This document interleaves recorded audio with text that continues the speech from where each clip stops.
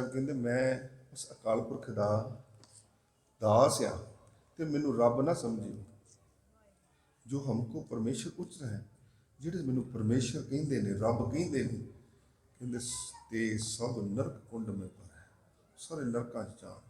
ਕੁੰਡ ਕਹਿੰਦੇ ਨੇ ਜਿੱਥੇ ਅੱਗ ਬਲਦੀ, ਜਿਹੜਾ ਡੂੰਘਾ ਥਾਂ, ਕਹਿੰਦੇ ਉਹ ਸਾਰੇ ਨਰਕਾਂ ਜਾਣਨ ਜਿਹੜੇ ਮੈਨੂੰ ਰੱਬ ਕਹਿੰਦੇ। ਮੈਂ ਤੇ ਉਹਦਾ ਦਾਸ ਹੈ, ਮੁੱਕੋ ਦਾਸ ਤਮਨ ਕਾ ਜਾਣਾ। ਗੁਰੂ ਸਾਹਿਬ ਕਹਿੰਦੇ ਮੈਨੂੰ ਦਾਸ ਉਹਦਾ ਜਾਣੋ, ਨਾ ਕਿ ਮੈਨੂੰ ਰੱਬ ਸਮਝੋ।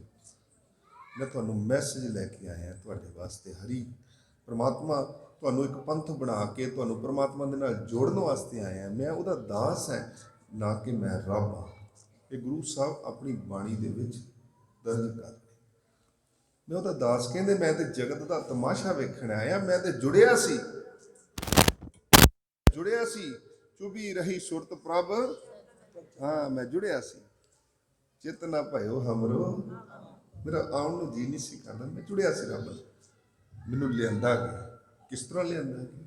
दर्ज किया। अब मैं अपनी कथा बखानू मैं व्याख्यान करदा दसदा। तप साधत जिहे बिद मोहिया नूं, जेड़ी विधि विधि मैनूं दा तरीका, ਜਿਹੜੇ ਤਰੀਕੇ ਨਾਲ ਮੈਨੂੰ ਤਪ ਸਾਧਦਿਆਂ ਹੋਇਆਂ ਲੈ ਕੇ ਆਂਦਾ। ਮੈਂ ਤਪ ਸਾਧਨ ਡਿਆ ਸੀ, ਵਾਹਿਗੁਰੂ ਵਾਹਿਗੁਰੂ, ਰੱਬ ਰੱਬ, ਹਰੀ ਹਰੀ, ਅੱਲਾ ਅੱਲਾ, ਜੋ ਵੀ ਪ੍ਰਮਾਤਮਾ ਦਾ ਨਾਮ ਹੈ, ਉਹਦੇ ਹਜ਼ਾਰਾਂ ਨਾਮ ਹੈ, ਉਹਦਾ ਕੋਈ ਨਾਮ ਨਹੀਂ, ਉਹਦੇ ਸਾਰੇ ਹੀ ਨਾਮ ਹੈ।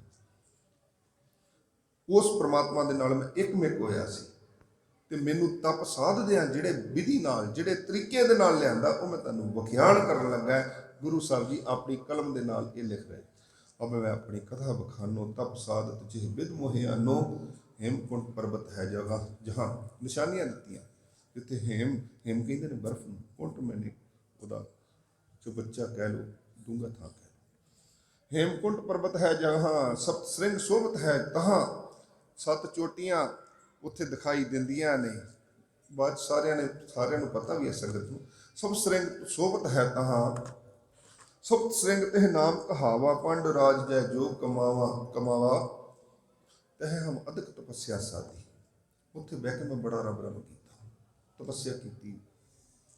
महाकाल काल का आराधी, कई लोग समझते ने कालका देवी आराधी, नहीं। मैं क्लीयर कर देना चाहना, महाकाल काल का, काल का भी जिहड़ा महाकाल है, ਜਿਹੜਾ ਕਾਲ ਨੂੰ ਵੀ ਖਾ ਸਕਣ ਵਾਲੀ ਤਾਕਤ ਹੈ परमात्मा, ਜਿਹੜਾ ਕਾ ਮੌਤ ਦਾ ਵੀ ਮਾਲਕ ਹੈ, ਉਸ ਦੀ ਆਰਾਧਨਾ ਕੀਤੀ। ਮਹਾਕਾਲ ਕਾਲ ਕਾ, ਕਾਲ ਦਾ ਮਹਾਕਾਲ, ਕਾਲ ਕਾ ਦਾ ਮਤਲਬ ਦਾ, ਕਾਲ ਦਾ ਮਹਾਕਾਲ, ਕਾਲ ਦੀ ਮੌਤ ਨੂੰ ਮੈਂ ਆਰਾਧਿਆ, परमात्मा ਨੂੰ ਆਰਾਧਿਆ। ਇਹਦਾ ਮਤਲਬ ਹੈ ਇਹਦੇ ਵਿੱਚ ਕਾਲਕਾ ਦੇਵੀ ਨਹੀਂ ਹੈ, ਭੁਲੇਖੇ 'ਚ ਨਾ ਕੋਈ ਰਹਿ ਜਾਵੇ, ਗੱਲ ਕਲੀਅਰ ਹੈ।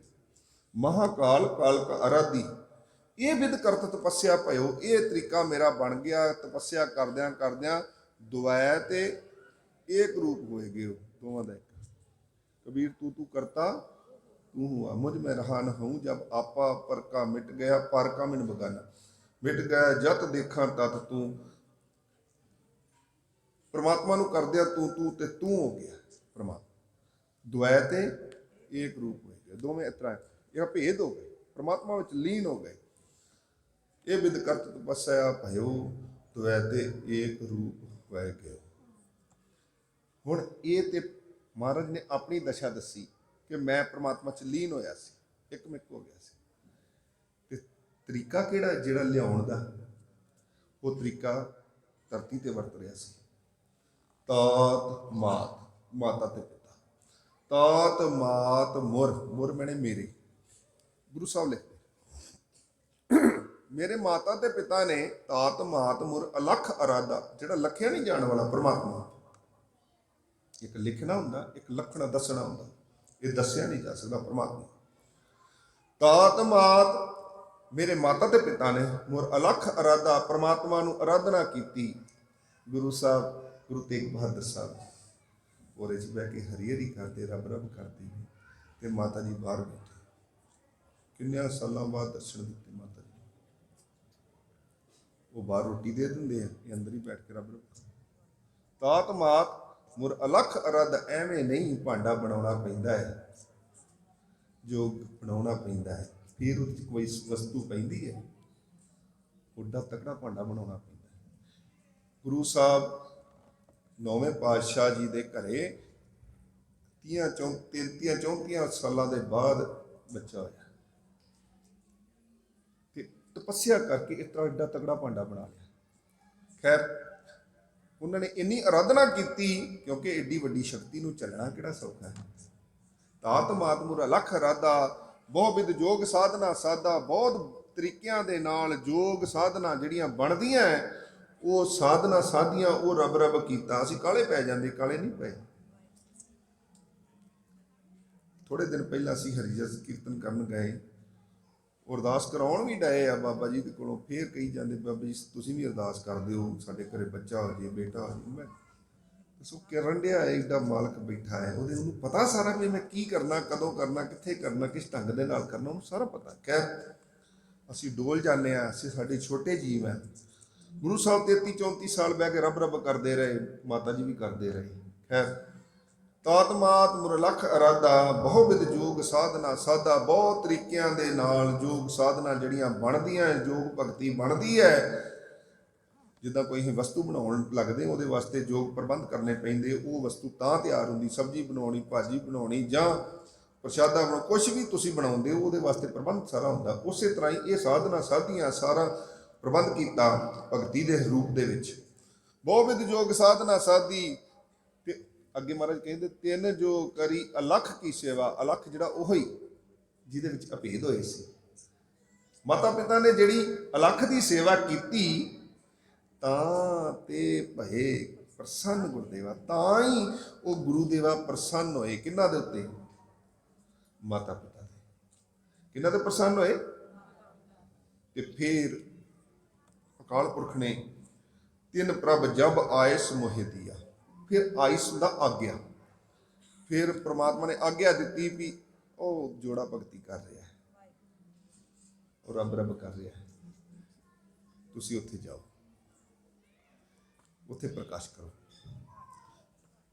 ਉਹ ਜੋੜੇ ਨੇ ਭਗਤੀ ਕੀਤੀ, ਐਡਾ ਵੱਡਾ ਖਾਲ ਬਣਾ, ਐਡਾ ਵੱਡਾ ਭਾਂਡਾ ਬਣਾ ਲਿਆ। ਖੈਰ ਤਾਤ ਮਾਤ ਮੁਰ ਅਲਖ ਅਰਾਧਾ, ਬਹੁ ਵਿਧ ਯੋਗ ਸਾਧਨਾ ਸਾਧਾ। ਤਿੰਨ ਜੋ ਕਰੀ ਅਲਖ ਕੀ ਸੇਵਾ, ਤਾਂ ਤੇ ਭਏ ਪ੍ਰਸੰਨ ਗੁਰਦੇਵਾ। ਪ੍ਰਮਾਤਮਾ ਪ੍ਰਸੰਨ ਹੋ ਗਿਆ, ਖੁਸ਼ ਹੋ ਗਿਆ। ਤੇ ਫਿਰ ਤਿੰਨ ਪ੍ਰਭ ਜਬ ਆਇਸ ਮੋਹਿ ਦੀਆ, ਜਦੋਂ ਮੈਨੂੰ ਹੁਕਮ ਕੀਤਾ ਕਿ ਜਾਓ ਜੀ, ਤਿੰਨ ਪ੍ਰਭ ਜਬ ਆਇਸ ਮੋਹਿ ਦੀਆ, ਤਬ ਹਮ, ਉਦੋਂ ਤਬ ਹਮ ਜਨਮ ਕਲੂ ਮੈਨੇ। ਕਲੂ ਮੈਨੇ ਕਲਯੁਗ ਚ। ਇਹ ਯੁੱਗ ਹੈ, ਕਲਯੁਗ ਦਾ ਮਤਲਬ ਕਲੇਸ਼ ਨਹੀਂ ਆ। ਯੁੱਗ ਦਾ ਨਾਮ ਹੈ ਕਲਯੁਗ।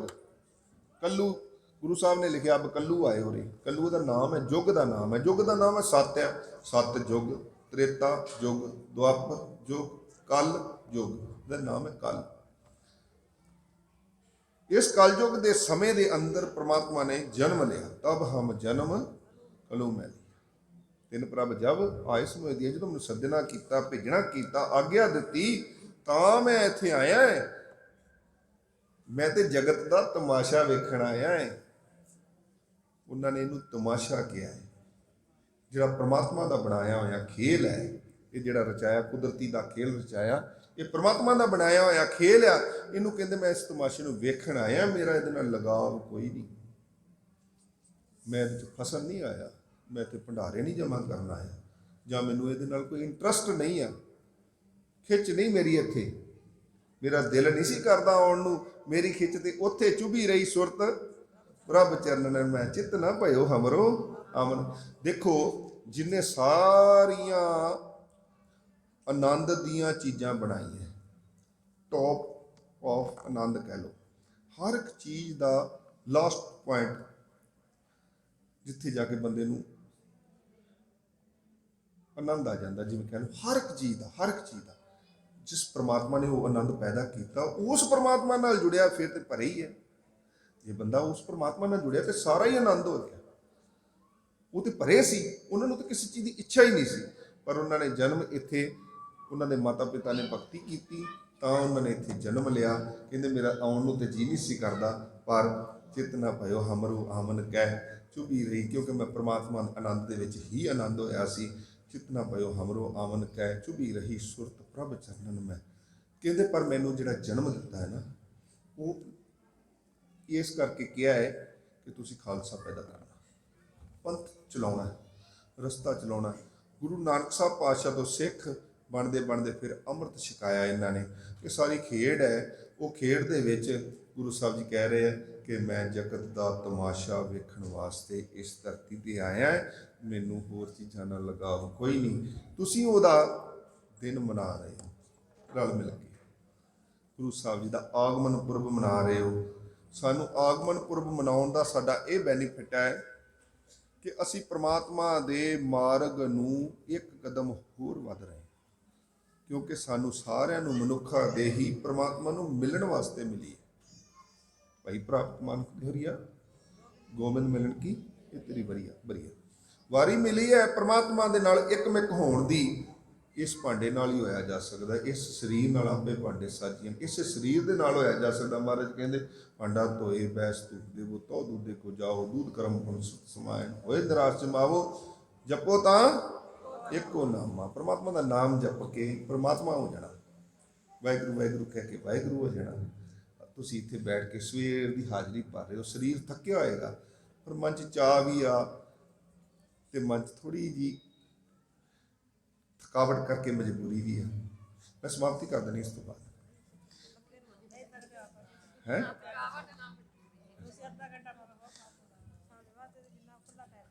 ਚਲੋ ਇਸ ਤਰ੍ਹਾਂ ਵਾ, ਫੇਰ ਕਿਤੇ ਸਮਾਂ ਬਣਿਆ ਫੇਰ ਹਰੀ ਜਸ ਕਰ ਲਾਂਗੇ। ਆ ਪਰਚੀ ਜਿਹੜੀ ਮੈਨੂੰ ਆਈ ਭਾਈ ਸਾਹਿਬ ਨੇ ਉੱਥੇ ਤਾਲਮੇਲ ਬਣਾਇਆ ਹੈ, ਉੱਥੇ ਵੀ ਗਾਂ ਤੁਹਾਡੇ ਵਰਗੀਆਂ ਸੰਗਤਾਂ ਹੈ ਤੇ ਥੋੜਾ ਚਿਰ ਮੈਂ ਹੋਰ ਲਾ ਲੈਣਾ ਹੈ। ਮੈਂ ਤੁਹਾਨੂੰ ਇੱਕ ਹੋਰ ਗੱਲ ਦੱਸਦਾ,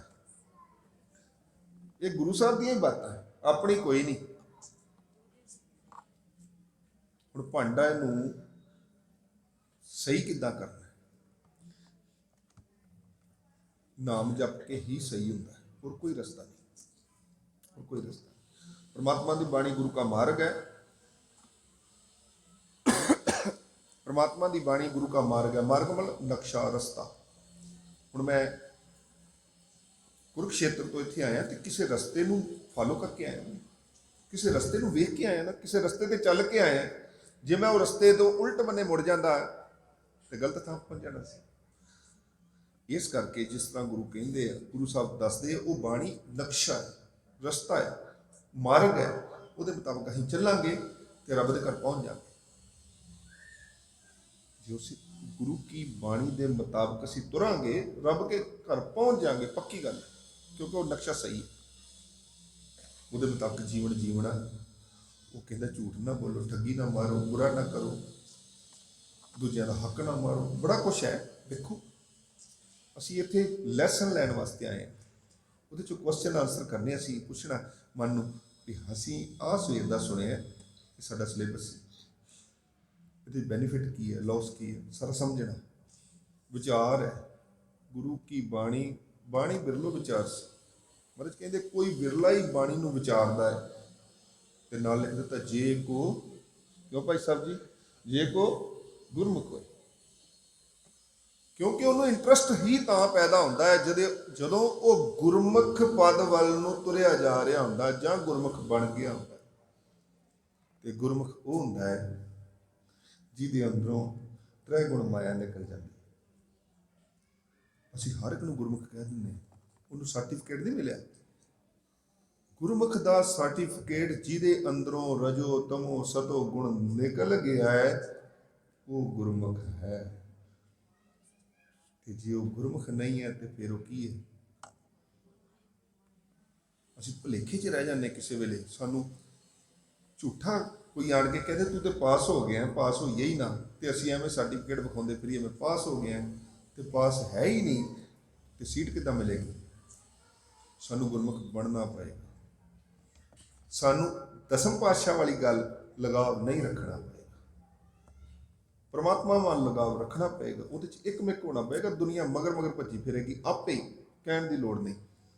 महाराज ने गुरु अर्जन साहब पातशाह जी ने लिखा है, तेरा कीता, हाँ तेरा कीता जतो नहीं, मैनू जोग कीतो ही, मैनू वो भांडा, मैं भांडे की गल कर रहा सी, मैनू जोग बना दिता सच्चे पातशाह, मैं तेरा देना नहीं दे सकता। जिवें आपां कह लेंदे ना तेरा कीता जतो नहीं, मैनू जोग की, तो तुसीं मैनू जोग बना दिता है, मैं निर्गुणे आ रही। हुण इत्थे दुनियावी गुण की गल नहीं की, मैं निर्गुणे आ रही, मैनू तुसीं निर्गुण कर दिता है। ਆਪੇ ਤਰਸ ਪਏ ਹੋਏ, ਮੈਂ ਨਿਰਗੁਣਿਆਰੇ ਕੋ ਗੁਣ ਨਾਹੀ, ਮੇਰੇ ਵਿੱਚ ਹੁਣ ਕੋਈ ਗੁਣ ਨਹੀਂ ਹੈ। ਇਹ ਜਿਹੜਾ ਕੋਈ ਗੁਣ ਨਹੀਂ ਹੈ, ਇਹ ਤੁਸੀਂ ਮੈਨੂੰ ਤਰਸ ਕਰਕੇ ਗੁਣਾਂ ਤੋਂ ਰਹਿਤ ਕਰ ਦਿੱਤਾ ਹੈ। ਹੁਣ ਦੁਨੀਆ ਸੋਚੇਗੀ ਵੀ ਫਿਰ ਗੁਣਾਂ ਤੋਂ ਰਹਿਤ ਕਰਤਾ ਤੇ ਅਵਗੁਣ ਆ ਗਏ। ਨਹੀਂ, ਮੈਂ ਨਿਰਗੁਣਿਆਰੇ, ਮੇਰੇ ਵਿੱਚੋਂ ਮੈਂ ਨਿਰਗੁਣ ਹੋ ਗਿਆ ਹੈ, ਮੇਰੇ ਵਿੱਚੋਂ ਗੁਣ ਖਤਮ ਹੋ ਗਏ ਨੇ। ਉਹ ਕਿਹੜੇ ਗੁਣ ਖਤਮ ਹੋ ਗਏ ਨੇ? ਉਹ ਰਜੋ ਗੁਣ, ਤਮੋ ਗੁਣ ਤੇ ਸਤੋ ਗੁਣ, 3 ਗੁਣ ਖਤਮ ਹੋ ਗਏ ਨੇ। ਮੈਂ ਨਿਰਗੁਣਿਆਰੇ, ਹੁਣ ਕੋ ਗੁਣ ਨਾ, ਹੁਣ ਉਹ ਵਾਲਾ ਕੋਈ ਗੁਣ ਨਹੀਂ। ਤੇ ਇਹ ਕੰਮ ਜਿਹੜਾ ਮੇਰਾ ਬਰਤਨ ਸਾਫ਼ ਕੀਤਾ ਹੈ, ਜਦੋਂ ਉਹ 3 ਗੁਣ ਖਤਮ ਹੋ ਗਏ ਤੇ ਬਰਤਨ ਭਾਂਡਾ ਸਾਫ਼ ਹੋ ਜਾਣਾ। ਇਹੀਓ ਭਜਾਈ ਫਿਰਦੇ 3 ਗੁਣ ਮਾਇਆ, 3 ਗੁਣ ਇਹੋ ਹੀ ਰਜੋ ਤਮੋ ਸਤੋ। ਇਹ ਜਿਹੜੀ ਮਾਇਆ ਦੇ, ਇਹ ਮਾਇਆ ਦਾ ਰੂਪ ਹੈ। 3 ਗੁਣ ਮਾਇਆ, ਭਰਮ ਭੁਲਾਇਆ, ਵਿੱਚ ਹਉਮੈ ਬੰਧਨ ਕਮਾਏ। ਇਹ 3 ਗੁਣ ਮਾਇਆ ਹੀ ਭਜਾਈ ਫਿਰਦੀ ਸਾਨੂੰ ਸਾਰੇ ਬੰਨੇ, ਮਾਇਆ ਹੀ ਖਿੱਚੀ ਫਿਰਦੀ। ਮਾਇਆ ਨਿਰਾ ਪੈਸਾ ਨਹੀਂ। ਇਹ 3 ਗੁਣਾਂ ਦੇ ਅੱਗੇ ਬਾਲ ਬੱਚੇ ਬੜੇ ਲੰਬੀ ਚੌੜੀ ਖੇਡ ਖੈਰ। ਤੇਰਾ ਕੀਤਾ ਜਾਤੋ ਨਾਹੀ, ਮੈਨੂੰ ਜੋਗ ਕੀਤੋ ਹੀ, ਤੁਸੀਂ ਮੈਨੂੰ ਜੋਗ ਬਣਾਇਆ ਹੈ। ਮੈਂ ਨਿਰਗੁਣਿਆਰੇ ਕੋ ਗੁਣ ਨਾਹੀ, ਆਪੇ ਤਰਸ ਪਏ ਹੋਏ, ਮੈਨੂੰ ਨਿਰਗੁਣ ਕਰ ਦਿੱਤਾ ਹੈ ਤੁਸੀਂ ਤਰਸ ਕਰਕੇ, ਮੇਰਾ ਬਰਤਨ ਸਾਫ਼ ਕਰ ਦਿੱਤਾ ਹੈ। ਤਰਸ ਪਿਆ ਮਿਹਰ ਅਮਿਟ ਹੋਈ, ਮਿਹਰ ਅਮਿਟ ਹੋਈ। ਅਸੀਂ ਕਹਿੰਦੇ ਮੈਂ ਰਹਿਮਤ ਹੋਈ, ਇਸ ਤਰ੍ਹਾਂ ਨਹੀਂ, ਰਹਿਮਤ ਤੇ ਹੋਈ ਹੋਈ ਹੈ ਪਰ ਮਿਹਰ ਅਮਿਟ ਹੋਈ, ਰੈਗੂਲਰ ਮਿਹਰ ਹੋ ਰਹੀ। ਅਮਿਟ ਜਿਹੜੀ ਮਿਟਦੀ ਨਹੀਂ, ਜੈਸੇ ਕਹਿੰਦੇ ਅਟੁੱਟ ਲੰਗਰ ਵਰਤੇਗਾ, ਮਤਲਬ ਟੁੱਟੇਗਾ ਨਹੀਂ ਵਿੱਚੋਂ, ਰੈਗੂਲਰ ਵਰਤੇਗਾ। ਇਹ ਮਿਹਰ ਜਿਹੜੀ ਹੈ ਅਮਿਟ ਹੋਈ, ਅਮਿਟ ਮਿਹਰ ਹੋਈ, ਜਿਹੜੀ ਰੈਗੂਲਰ ਵਰਤ ਹੀ ਰਹੀ ਹੈ, ਇਹ ਹਟਣੀ ਨਹੀਂ ਹੁਣ, ਉਹ ਮਿਹਰ ਹੋਈ। ਤੁਸੀਂ ਮੇਰੇ ਤੇ ਤਰਸ ਕੀਤਾ ਹੈ, ਮੇਰਾ ਬਰਤਨ ਹੁਣ ਸਾਫ਼ ਹੀ ਕਰ ਦਿੱਤਾ ਹੈ, ਮਾਇਆ ਦੇ 3 ਗੁਣ ਕੱਢ ਦਿੱਤੇ ਆ, ਮੇਰੇ ਤੇ ਅਮਿਟ ਮਿਹਰ ਹੋ ਗਈ ਹੈ। ਹੁਣ ਰੈਗੂਲਰ ਮਿਹਰ ਵਰਤ ਰਹੀ ਹੈ, ਜਿਹੜੀ ਮਿਟ ਨਹੀਂ ਸਕਦੀ, ਐਸੀ ਮਿਹਰ ਹੋਈ। ਤਰਸ ਪਿਆ ਮਿਹਰ, ਮਿਹਰ ਅਮਿਟ ਦਾ ਮਤਲਬ ਮਿਹਰ ਅਮਿਟ, ਮਿਹਰ ਅਮਿਟ, ਮਿਹਰ ਅਮਿਟ, ਮਿਹਰ ਅਮਿਟ ਵੱਖ ਕਰੋਗੇ ਨਾ ਉਹਦੀ ਮਿਹਰ ਅਮਿਟ ਹੋਈ। ਸਤਿਗੁਰ ਸੱਜ, ਹੁਣ ਜਦੋਂ ਭਾਂਡਾ ਸਾਫ਼ ਹੋ ਜਾਂਦਾ ਹੈ, ਐਨਕਾਂ ਸਾਫ਼ ਕਰ ਲਓ, ਸ਼ੀਸ਼ਾ ਸਾਫ਼ ਹੋ ਗਿਆ ਤੇ ਦਿਖਾਈ ਦਿੰਦਾ, ਦਿਖਾਈ ਦਿੰਦਾ ਨਾ। ਜਦੋਂ ਰੱਬ ਅੱਖਾਂ ਸਾਫ਼ ਹੋ ਜਾਂਦੀਆਂ, ਰੱਬ ਦਿਸ ਪੈਂਦਾ, ਸਾਹਮਣੇ ਖਲੋ ਜਾਂਦਾ। ਤਰਸ ਪਿਆ ਮਿਹਰ ਅਮਿਟ ਹੋਈ, ਸਤਿਗੁਰ ਸੱਜਣ ਮਿਲਿਆ, ਰੱਬ ਸਾਹਮਣੇ ਖਲੋ ਗਿਆ ਤੇ ਉਹਨੂੰ ਫਿਰ ਅਰਦਾਸ ਕਰਨੀ ਬਣਦੀ, ਨਾਨਕ ਨਾਮ ਮਿਲੇ। ਹੁਣ ਉਸ ਭਾਂਡੇ 'ਚ ਬਰਤਨ ਦੇ ਵਿੱਚ ਰੱਬ ਦਾ ਨਾਮ ਪੈ ਸਕਦਾ। ਨਾਨਕ ਨਾਮ ਮਿਲੇ ਤਾਂ ਜੀਵਾਂ, ਤੇ ਉਹਦੇ ਨਾਲ ਕੀ ਹੋਏਗਾ? ਉਹ ਸੈਂਸਰ ਸਾਰੇ ਜਗ ਪੈਣਗੇ। ਨਾਨਕ ਨਾਮ ਮਿਲੇ ਤਾਂ ਜੀਵਾਂ, ਤਨ ਤੇ ਮਨ ਹਰਿਆ ਭਰਿਆ ਹੋ ਜਾਊਗਾ। ਜਿਹਦੇ ਵਾਸਤੇ ਕਿਹਾ ਹੈ ਹਰ ਕਾ ਨਾਮ ਧਿਆਏ ਕੈ, ਸਾਰੇ ਬੋਲੋ ਹਰ ਕਾ ਨਾਮ ਧਿਆਏ ਕੈ। ਇਹ ਭਾਈ ਹਰੀ ਦਾ ਨਾਮ ਧਿਆ ਕੇ ਹਰਿਆ ਹੋ, ਸੈਂਸਰ ਜਗਾ। ਤੂੰ ਤੇ ਸੁੱਕਿਆ ਪਿਆ, ਤੇਰੇ ਅੰਦਰੋਂ ਅੰਮ੍ਰਿਤ ਸੁੱਕਦਾ ਜਾਂਦਾ ਹੈ, ਉਸ ਅੰਮ੍ਰਿਤ ਨੂੰ ਜਗਾ। ਇਸੇ ਕਰਕੇ ਆਪਾਂ ਇਹ ਸੰਗਤ ਕਰਨ ਡਏ, ਇਸੇ ਕਰਕੇ ਪੁਰਬ ਮਨਾ ਰਹੇ। ਮੈਨੂੰ ਸਮਾਂ ਵੈਸੇ ਮੇਰਾ ਹੋਰ ਵੀ ਵੱਧ ਗਿਆ 1 ਘੰਟੇ ਤੋਂ। ਹੁਣ ਖੁਸ਼ ਜੀ ਬਾਬਾ ਜੀ, ਇਹ ਕਹਿੰਦੇ ਵੀ 1 ਘੰਟਾ ਟਾਈਮ ਲਗਾਉਣਾ, ਤੇ ਰੱਬ ਦੇ ਹੀ ਰੰਗ ਆ ਨਾ ਇਹਨਾਂ ਦੇ ਮੂੰਹਾਂ ਵੀ ਜਿਹੜਾ ਘਵਾਇਆ। ਨਹੀਂ ਤੇ ਮੈਂ ਵੀ 2 ਸ਼ਬਦ ਪੜ੍ਹ ਕੇ ਫਟਾਫਟ ਨਿਕਲਣ ਦੀ ਕਰਨੀ, ਕਿਉਂਕਿ ਅਗਲੇ ਬੰਨੇ ਸਮਾਂ ਪਰਮਾਤਮਾ ਆਪੇ ਕਰਦਾ, ਇੱਥੇ ਉੱਥੇ ਸਾਰੇ ਬੰਨੇ ਆਪੇ ਕਰਦਾ। ਸਾਨੂੰ ਸਮਝ ਤੋਂ ਬਾਹਰ ਇੱਕੋ ਸ਼ਬਦ, ਉਹ ਇੱਕ ਪੌੜੀ ਰਹਿੰਦੀ, ਕਿੱਥੋਂ ਜੇ ਕਹਿ ਰਹੇ ਕਹੇ ਮੈਂ ਸਮਾਰ 2 ਪੜੀਆਂ।